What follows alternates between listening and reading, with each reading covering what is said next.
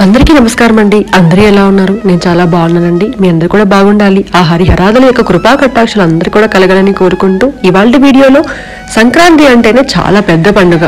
చిన్న పెద్ద అందరం కూడా చాలా బాగా చేసుకునే ఈ పండుగ ఈసారి సంక్రాంతి కీడుతో వచ్చింది అని అంటున్నారు.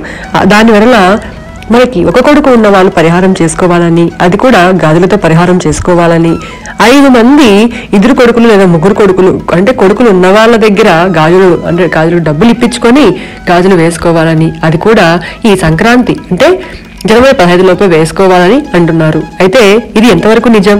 మనం ఇది నమ్మాలా? ఒకవేళ గాజులు వేసుకుంటే ఏమవుతుంది, గాజులు వేసుకోకపోతే ఏమవుతుంది? ఇవన్నీ కూడా డీటెయిల్డ్గా అయితే చూద్దామండి. ఎక్కడ కూడా స్కిప్ చేయకండి.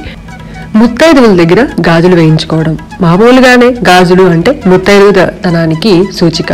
అలా ముత్తైదు దగ్గర మనం వాళ్ళ ఇంటికి వెళ్ళినప్పుడు తాంబూలంలో పెడతాం. ఎవరింటికి వెళ్ళినా వెళ్తే కూడా పెళ్లిళ్ళ కానీ గృహప్రవేశాలకు కానీ ఎటువంటి పండుగలకైనా కానీ అలాగే పూజలకైనా వ్రతాలకైనా మనం గాజులు పెట్టి తాంబూలం అనేది ఇస్తాం. ఇది చాలా శుభప్రదకమైనది.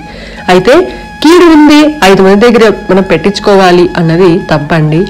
ఎందుకంటే మన పెద్దవాళ్ళు ఎప్పుడూ కూడా జనవరి క్యాలెండర్ అంటే మనం హిందూ ప్రకారం జనవరి క్యాలెండర్ని మనం ఎప్పుడూ కూడా చూడము.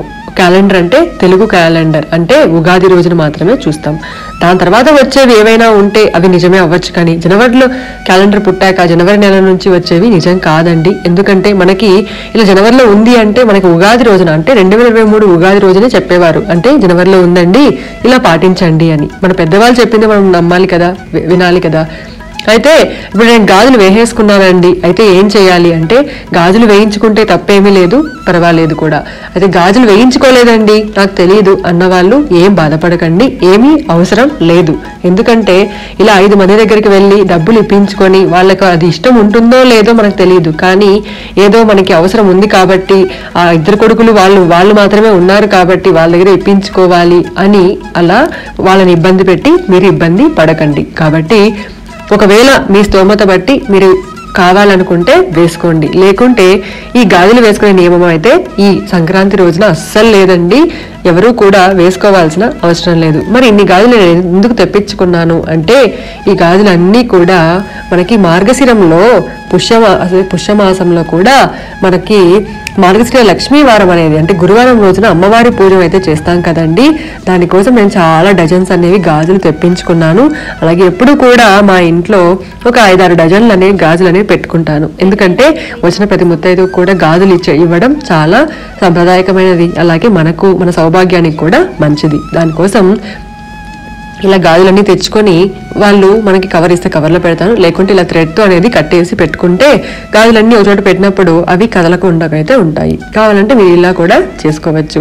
అంతేకాని మనకి కీడు వచ్చింది అని లేకపోతే అయ్యో జనవరి 15 అంటే అయిపోయిందే, మనకి ఇంకా జనవరి సంక్రాంతి అయిపోయిందే, మనం ఇంకా వేసుకోలేదే అని బాధపడకండి. ఏం పర్వాలేదు. ఇది గాజులతో పరిహారం అయ్యేదైతే అసలు గాజులకి ఒక కొడుకు ఏం సంబంధం అండి, అలాగే గాజులకి 5 మంది కొడుకులు ఉన్న దగ్గర ఏం సంబంధం అండి. ఇలాంటివంతా కూడా మూఢనమ్మకాలు మాత్రమే. కాబట్టి ఇవి మీరెవరూ కూడా పాటించవలసిన అవసరం లేదు.